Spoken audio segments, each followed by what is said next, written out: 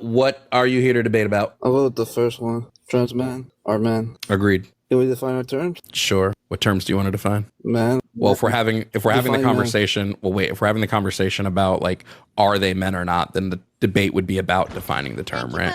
No, define man. What's a man so I can know what we're arguing? Sure. I believe a man to be an adult human whose gender identity aligns with their personal schema on the male sex. Where do you get that definition from? It's a Do you just definition make it that, up? well, all definitions are made up, but it's a definition that a friend of mine actually Did you crafted. make it up? Shout out. No. So what's her authority? Your Well, you friend. don't need authority to craft a definition. So you just get all your definitions from your friend? No, if they make sense, though. If they give me a definition that makes sense based on like logic. Usually listen from the dictionary. And this would be, so what you're doing right now is just called an appeal to definitions fallacy by claiming that the dictionary gives us a correct term of usage for any such word. The dictionary is not a prescriptive book. It's a descriptive book. It doesn't tell us how words must be defined. It just describes how we typically define words at any given point in human history. So try again.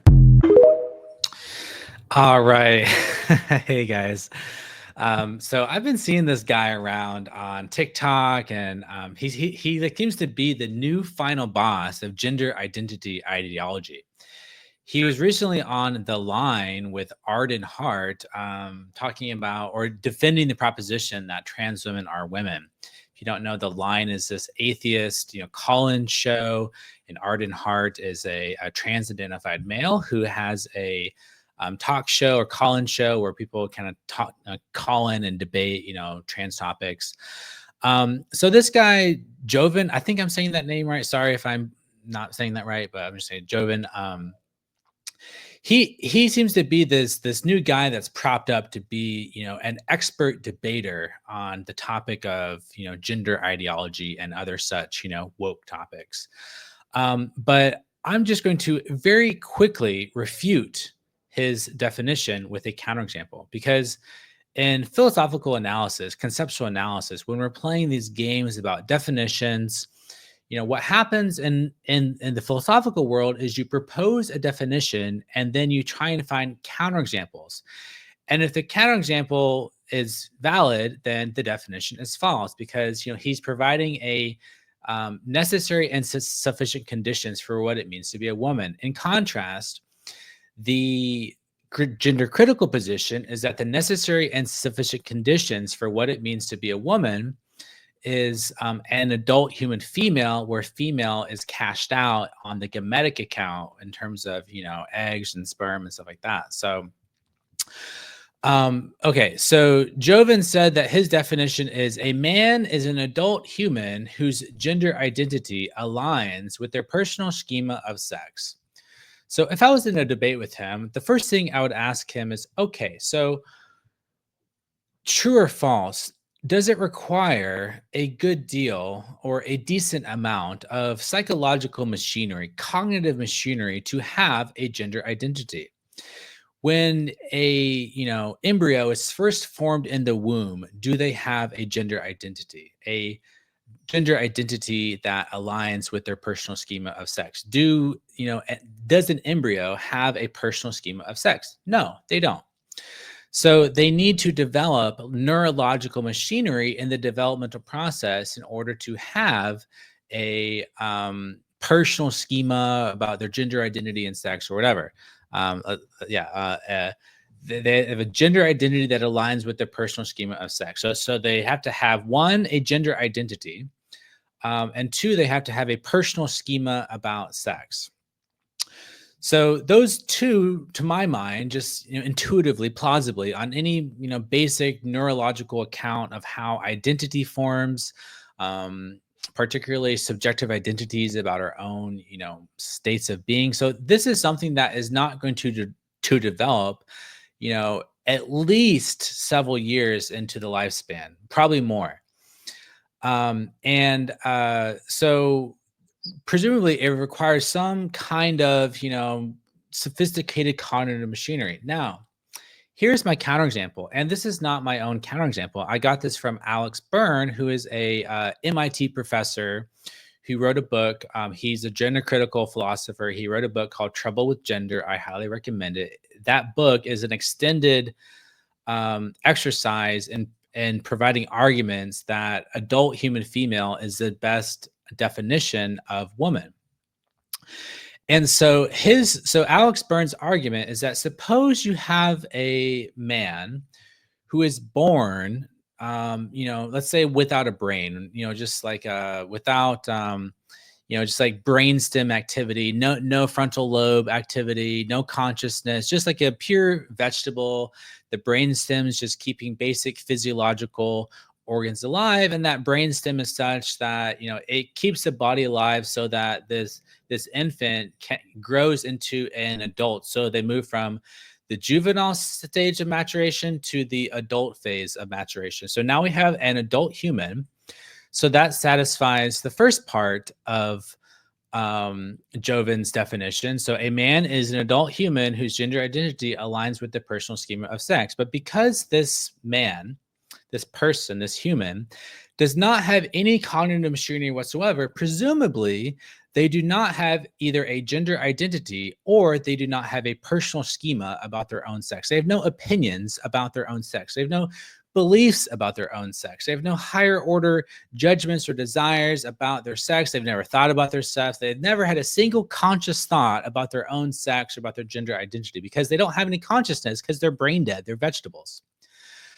Okay, so now let's say you are a regular human being and you see this human being plugged into the machine in the hospital, and you have and that the man is in a room with some other patients, let's say some women.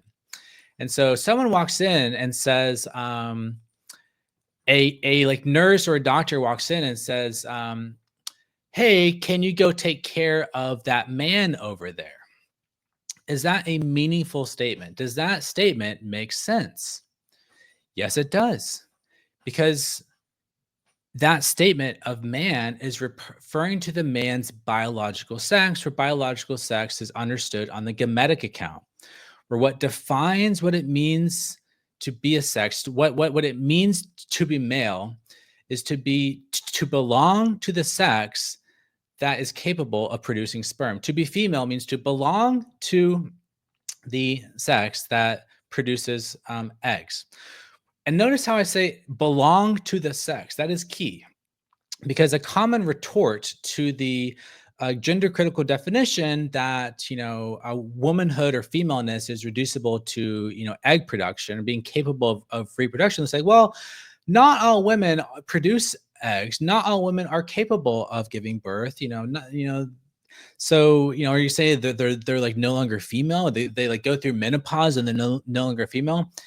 Even if as an individual, as a concrete fact in your life history, at some point become incapable of producing eggs, you still belong generally to the sex, female, that is capable of producing eggs. So you have to keep in mind that distinction. It's very important. So in my mind, this is a decisive refutation of Jovan's definition of what it means to be a man or a woman, because it is clearly commonsensical to say that there's a man over there, even though he does not have a personal schema or gender identity about his sex, because this conforms with the definition and the usage of this term man and woman going back centuries in the human language and in the English language. And also it tracks generally with how terms like man or woman, man or woman is like the English term, but in every other language on the planet, they have words that are the same thing, and they refer to men or women, adult human females.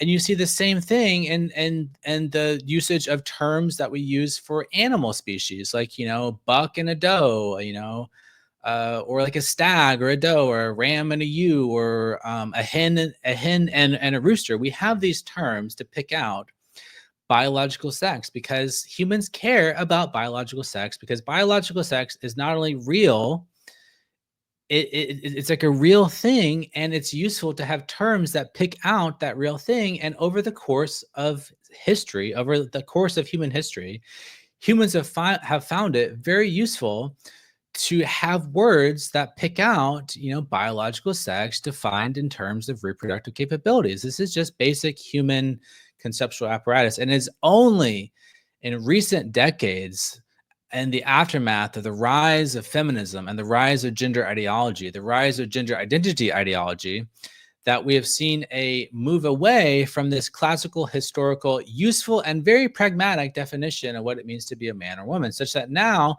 in our modern confusion of this modern fourth wave feminism, modern transactivism, we've sort of, these terms have become less useful because the transactivists have muddied the waters. They've muddied the conceptual waters such that these terms have lost meaning.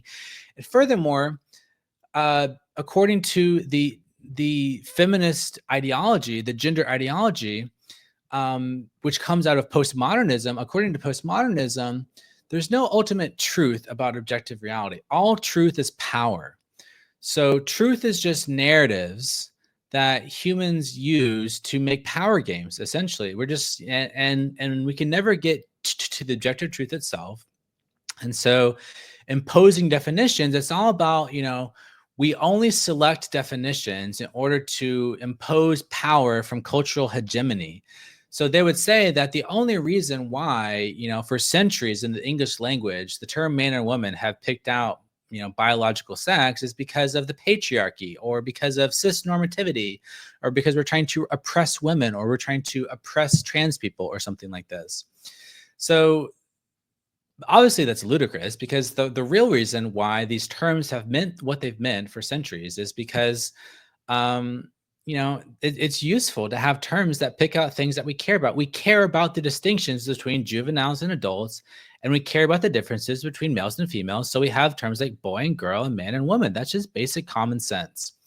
And the transactivists have, forced us to move away from common sense. And furthermore, because they believe that truth is power, they're trying to impose censorious free speech restrictions on anyone who dares challenge that definition. They say, like, we've come up with our definition, our new definition, our radically new definition that is a totally new invention that is, breaking with centuries of tradition in the English language. And if you do not use this radically new definition, then you're hateful, you're a bigot, you're a transphobe, you're a terrible person. You need to lose your job. You need to get canceled. You get sick of Twitter mob on you and all this stuff. You're a terrible person. And it's like, this is like ideological terrorism, essentially.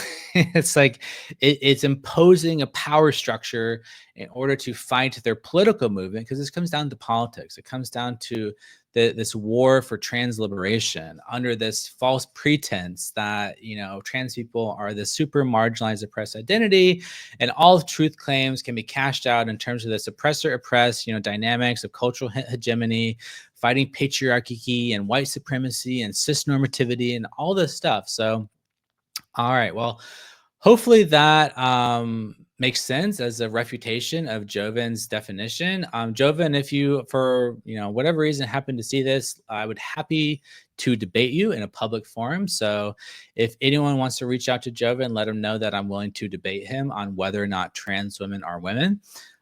Please do that. I would be very interested in that. So, all right. Thanks for watching. Take care and God bless.